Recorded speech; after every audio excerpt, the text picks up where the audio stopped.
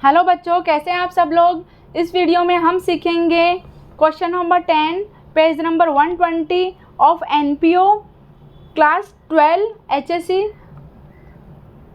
Question है regarding KPMG engineering college Nashik, additional informations, receipt and payment account and कुछ number of 3 adjustment दिए हुए हैं।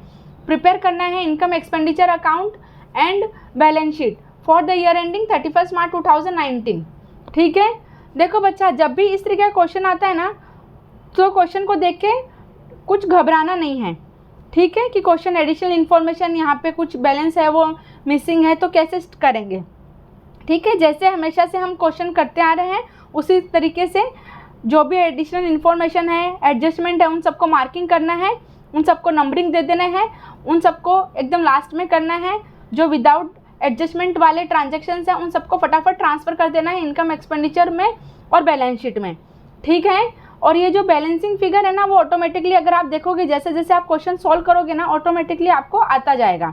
ठीक है, चलो स्टार्ट करते हैं क्वेश्चन को। जल्दी से बुक एंड पेन ले लो, अपना स्केल पेंसिल सब ले आओ, फटाफट मार्किंग कर लेते हैं, आउटलाइनिंग कर लो, इनकम एक्सपेंडिचर अकाउंट बना लो।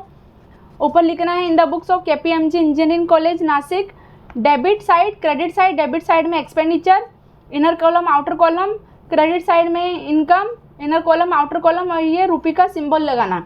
ठीक है, सेकंड पेज के ऊपर बनानी है बैलेंस शीट, लेफ्ट साइड में लायबिलिटी, राइट साइड में asset, inner column outer column. ठीक है, चलो स्टार्ट करें। तो सबसे पहले क्या है, सबसे पहले जो भी एडजस्टमेंट है उन सबको मार्किंग कर लेते हैं। तो हमारा फर्स्ट एडजस्टमेंट है रिगार्डिंग डोनेशन, कि डोनेशन 50% डोनेशन जो है बिल्डिंग फंड में ऐड करना है और बैलेंस जो है वो ट्रीट करना है एज एन रेवेन्यू। तो डोनेशन यहाँ पे है, उसको नंबर 1 दे देते हैं। ठीक है, नंबर 2 है सब्सक्रिप्शन, तो सब्सक्रिप्शन को नंबर 2 दे देते हैं। नंबर 3 है मेंबरशिप फीस, तो मेंबरशिप फीस जो है वो फुल्ली की कैपिटलाइज करनी है। ठीक है, उसको एक भी रुपया उसमें रेवेन्यू में नहीं ट्रीट करना है। ठीक है, ये ओनली 3 एडजस्टमेंट है, बहुत ही इजी एडजस्टमेंट है, हमेशा से हर वीडियो में हम जो करते आ रहे हैं वही है। ठीक है, बहुत ही ईजी है, कुछ भी इसमें डाउट नहीं है। एडिशनल इन्फॉर्मेशन में क्या है, बुक है, बुक हमारे लिए एसेट है, कॉलेज है, कॉलेज के लिए बुक्स लाइब्रेरी में रखी हुई रहती है बुक्स रिफ़र करने के लिए। ठीक है, स्टूडेंट के रेफरेंस के लिए। इसका ओपनिंग बैलेंस दिया हुआ है एंड क्लोजिंग बैलेंस दिया हुआ है। ठीक है, बुक का ओपनिंग बैलेंस है प्लस यहाँ पे बुक परचेज की हुई है, ओपनिंग बैलेंस प्लस परचेज, और अगर हम जो माइनस करेंगे क्लोजिंग बैलेंस को, जो डिफरेंस रहता है वो डेप्रिसिएशन का अमाउंट रहता है। यहाँ पे अगर आप देखोगे ना तो रेट ऑफ डेप्रिसिएशन नहीं दिया हुआ है। ठीक है, तो जो भी डिफरेंस रहेगा वो डेप्रिसिएशन का रहेगा। ठीक है, तो यहाँ पे हम बुक को क्या कर लेते हैं, ये एडिशनल इन्फॉर्मेशन में है। ठीक है, तो बुक का हम लोग लास्ट में करेंगे। सेम फर्नीचर का भी है कि फर्नीचर में ओपनिंग बैलेंस दिया है, क्लोजिंग बैलेंस दिया है, प्लस परचेज दिया हुआ है, जो दो डिफरेंस है वो डेप्रिसिएशन है। तो यहाँ पे हम लोगों ने लिख दिया एडिशनल इन्फॉर्मेशन। बिल्डिंग फंड है, तो बिल्डिंग फंड जो है ना वो लायबिलिटी है। फंड लायबिलिटी कैसे है कि फंड जो है कलेक्ट करते हैं। अगर आप लोग ने देखा होगा तो फेस्टिवल के अंदर भी सोसाइटी के अंदर फंड कलेक्ट होता है, कि जैसे कि वो फेस्टिवल, गणपति फेस्टिवल है, नवरात्रि फेस्टिवल है, कृष्णा दही हंडी फेस्टिवल है, तो वो फेस्टिवल मना सके तो इसके लिए फंड कलेक्ट होता है।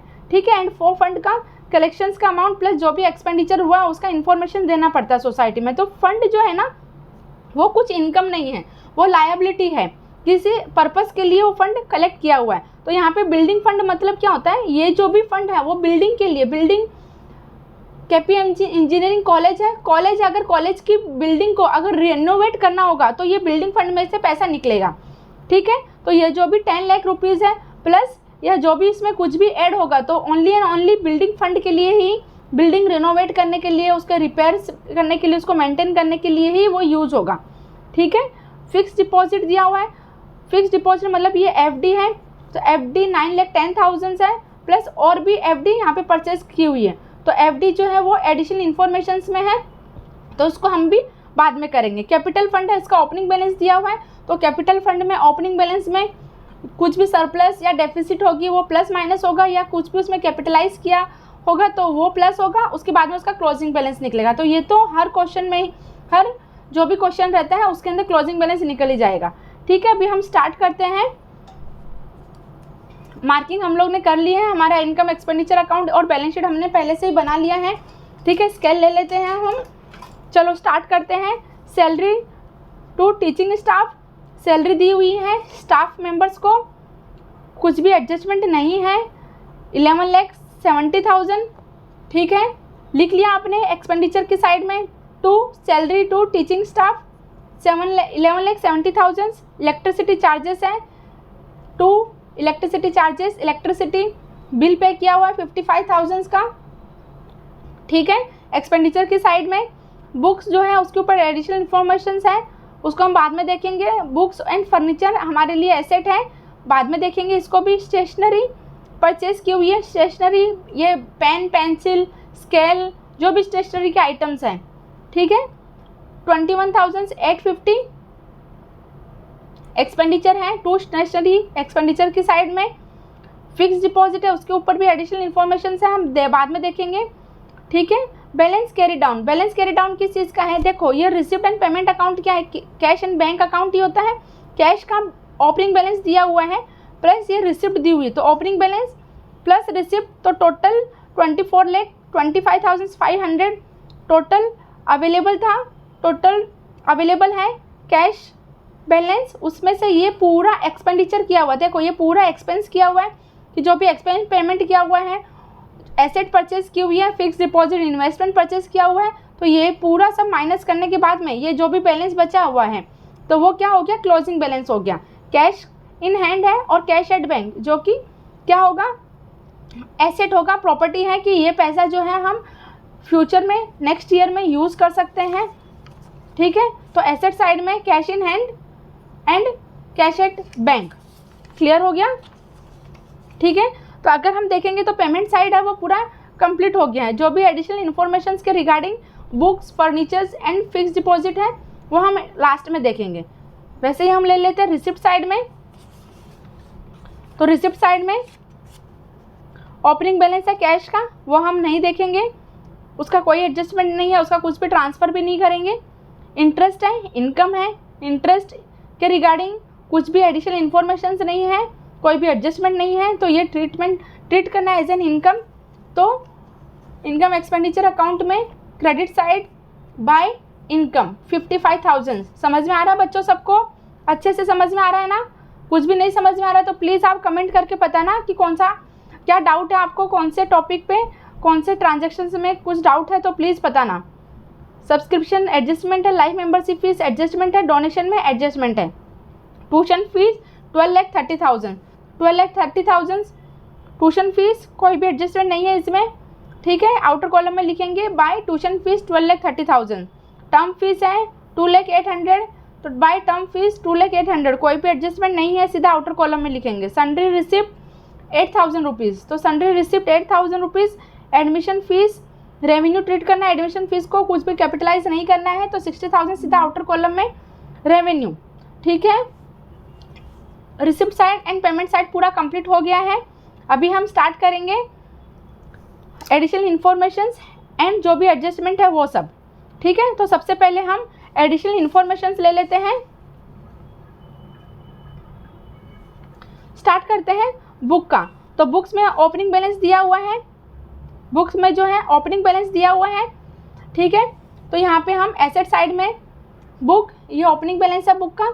ठीक है, हम देखेंगे पेमेंट साइड में बुक्स परचेज की हुई है 61,000 का पेमेंट करके, तो ये बुक परचेज की है और 61,000 का, तो टोटल 6,61,000 जो है टोटल बुक जो है ना, बुक वैल्यू अवेलेबल है। ठीक है, ये बुक वैल्यू है टोटल अवेलेबल, और उसमें से क्लोजिंग बैलेंस दिया हुआ कि 6 लाख जो है क्लोजिंग बैलेंस है। तो ये total value available, book value जो अवेलेबल है उसमें से क्लोजिंग बैलेंस माइनस करेंगे, जो डिफरेंस है वो क्या हो गया? डेप्रिसिएशन का है, क्योंकि रेट ऑफ डेप्रिसिएशन नहीं दिया हुआ है, जो 10%, 20% या 5% कुछ भी दिया रहता है, तो वो रेट ऑफ डेप्रिसिएशन नहीं दिया है। तो जो डिफरेंस है book value and closing value में जो डिफरेंस है वो क्या होगा? डेप्रिसिएशन। ठीक है, loss in the value of asset, तो डेप्रिसिएशन है 61,000, तो यहाँ पे 61,000 माइनस किया, और हम एक्सपेंडिचर के अंदर expenditure to depreciation books 61,000 debit side में लिख देंगे। ठीक है, सेम फर्नीचर का करेंगे। फर्नीचर में भी ओपनिंग बैलेंस दिया हुआ है, ये ओपनिंग बैलेंस है, प्लस परचेज की हुई है 51,000 की, तो प्लस परचेज 51,000, तो टोटल कितना हो गया 3,70,000। तो ये टोटल बुक वैल्यू अवेलेबल, उसमें से क्लोजिंग बैलेंस माइनस करेंगे, तो जो डिफरेंस है book value and closing balance में, बुक वैल्यू और क्लोजिंग बैलेंस में जो डिफरेंस है वो है 70,000। तो जो 70,000 है वो डेप्रिसिएशन का अमाउंट है। ठीक है, यहाँ से फर्नीचर की बुक वैल्यू में से 70,000 माइनस करेंगे, क्लोजिंग बैलेंस आ गया। ठीक है, एंड 70,000 जो है वो डेप्रिसिएशन एक्सपेंडिचर की साइड में लिखेंगे। तो टू डेप्रिसिएशन एक्सपेंडिचर की साइड में, टू फर्नीचर 70,000, तो 70,000 प्लस 61,000 टोटल डेप्रिसिएशन का अमाउंट है 1,31,000। ठीक है, तो एडिशनल इन्फॉर्मेशन में बुक एंड फर्नीचर कंप्लीट हो गया है। बिल्डिंग फंड, अभी हम बिल्डिंग फंड पे आ जाते हैं। तो फंड जो है लायबिलिटी है, तो बिल्डिंग फंड ओपनिंग बैलेंस लिखेंगे। बिल्डिंग फंड ये ओपनिंग बैलेंस है इनर कॉलम में। और बिल्डिंग फंड के लिए देखो यहाँ पे एडजस्टमेंट दिया हुआ है। क्या एडजस्टमेंट है कि बिल्डिंग फंड को क्या ऐड करना है, जो भी डोनेशन मिला है, यहाँ पे डोनेशन मिला है 7 लाख का, 7 लाख में से जो 50% डोनेशन है वो बिल्डिंग फंड में ऐड करना है, और बैलेंस जो है वो एज एन रेवेन्यू ट्रीट करना है। ठीक है, तो बैलेंस डोनेशन जो है वो इनकम की साइड हम आ जाते हैं, 7 लाख इनर कॉलम में लिखेंगे। ठीक है, उसमें से 50%, तो 50% जो है किसके लिए है, 50% फॉर बिल्डिंग फंड के लिए है। तो 50% 7 लाख का होता है 3,50,000। 3,50,000 जो है ना ट्रांसफ़र करना है बिल्डिंग फंड में, और बचा हुआ 3,50,000 है वो रेवेन्यू इनकम ट्रीट करनी है। ठीक है, तो 3,50,000 यहाँ पे ऐड कर देंगे। 10 लाख प्लस 3,50,000 क्लोजिंग बैलेंस हो गया आउटर कॉलम में 13,50,000। ठीक है, अब इस बिल्डिंग फंड के रिगार्डिंग और कोई भी एडजस्टमेंट नहीं दिया हुआ है। ठीक है बच्चा, समझ में आ गया। तो बिल्डिंग फंड जो है एडिशनल इन्फॉर्मेशन में उसका opening balance and closing balance दोनों आ गए। ये जो बैलेंसिंग फिगर है वो मिल गया हमें 3,50,000। ठीक है, उसके बाद में आता है फिक्स डिपॉजिट। देखो ये ओपनिंग है फिक्स डिपॉजिट का। ठीक है, 9,10,000 1 अप्रैल को ये ओपनिंग है। ओपनिंग मतलब ये हमेशा फिक्स डिपॉजिट करेंगे, और ये एक नया परचेज किया हुआ है।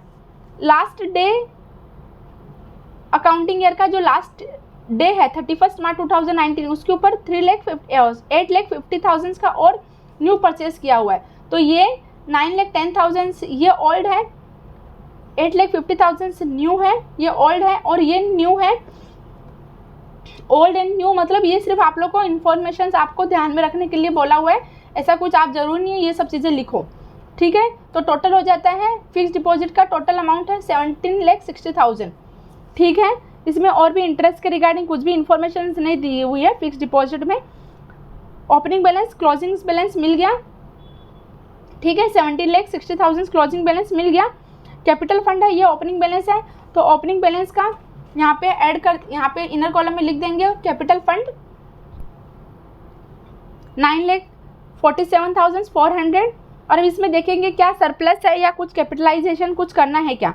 ठीक है, तो हमें तभी क्लोजिंग बैलेंस मिल जाएगा। ये एडिशनल इन्फॉर्मेशन डन कंप्लीट हो गया है। सेकंड क्या है, सब्सक्रिप्शन।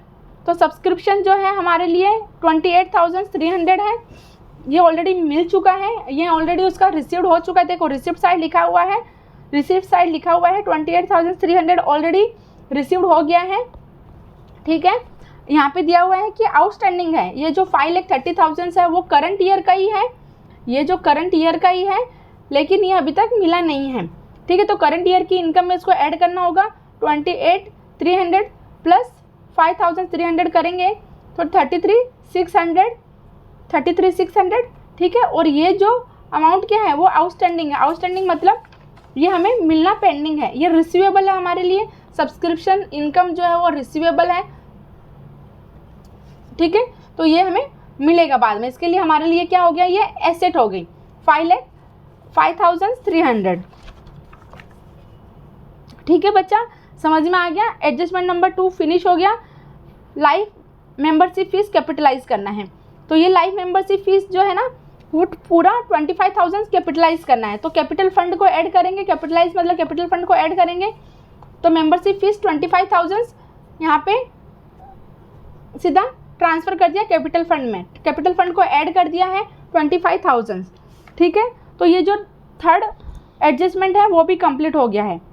ठीक है, तो तीनों एडजस्टमेंट कंप्लीट हो गए, एडिशनल इन्फॉर्मेशन है वो कंप्लीट हो गई, जो भी पेमेंट साइड है सब कंप्लीट कर दिया है, ट्रांसफ़र कर दिए हैं, जो भी एडिशनल इन्फॉर्मेशन के थ्रू उन सबका डबल इफेक्ट कर दिया है। ठीक है, तो पूरा क्वेश्चन है वो फिनिश हो गया है। अभी इनकम और एक्सपेंडिचर अकाउंट का टोटल करेंगे। इनकम की साइड का टोटल है 19,37,400, उसमें से ये एक्सपेंडिचर माइनस करते हैं तो सरप्लस आता है 5,59,550।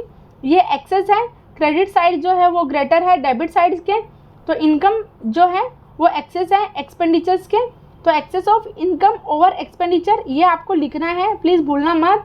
जो भी सरप्लस या डेफिसिट कुछ भी आता है उसको आप इस तरीके से आप राउंड करोगे, ठीक है, जिससे क्या कुछ डिफरेंस हो सके। ठीक है, तो यहाँ पे आप लिखोगे transfer to capital fund, capital fund में हम ट्रांसफ़र करेंगे सरप्लस, तो यहाँ पे सरप्लस ट्रांसफ़र किया, कैपिटल फंड में ऐड करेंगे सरप्लस 559,550। ठीक है, तो 947,400 plus surplus plus membership fee इन सबका टोटल आता है 15,31,950। तो जो भी हमारा ये कैपिटल फंड का क्लोजिंग बैलेंस है वो भी हमें फाइंड आउट हो गया है। ठीक है, तो इस तरीके से हमारा ये क्वेश्चन फिनिश होता है। बैलेंस शीट का हम टोटल करेंगे तो टोटल 28,81,950 ये टोटल है लायबिलिटी साइड। सेम टोटल अगर आप करते हो तो आता है एसेट साइड का भी। ठीक है, अगर यहाँ पे आप देखते हो तो ये क्वेश्चन में दिया हुआ भी है 28,81,950 तो 28,81,950, सरप्लस है 559,550 ये सरप्लस का अमाउंट है। ठीक है, तो इस तरीके से हमारा ये क्वेश्चन जो है वो फिनिश होता है। थैंक यू सो मच पूरा वीडियो देखने के लिए। प्लीज़ एक सब्सक्राइब कर देना, ठीक है, फ्री ऑफ कॉस्ट है, एक लाइक कर देना वो भी फ्री ऑफ कॉस्ट है, मुझे मोटिवेशंस मिलेगा और वीडियो बनाने के लिए। और प्लीज़ ये वीडियो आपके सारे फ्रेंड्स के साथ शेयर करना जिससे उनको भी कुछ डाउट हो तो क्लियर हो सके। कमेंट करके बताना अगर कुछ भी डाउट हो। Thank you.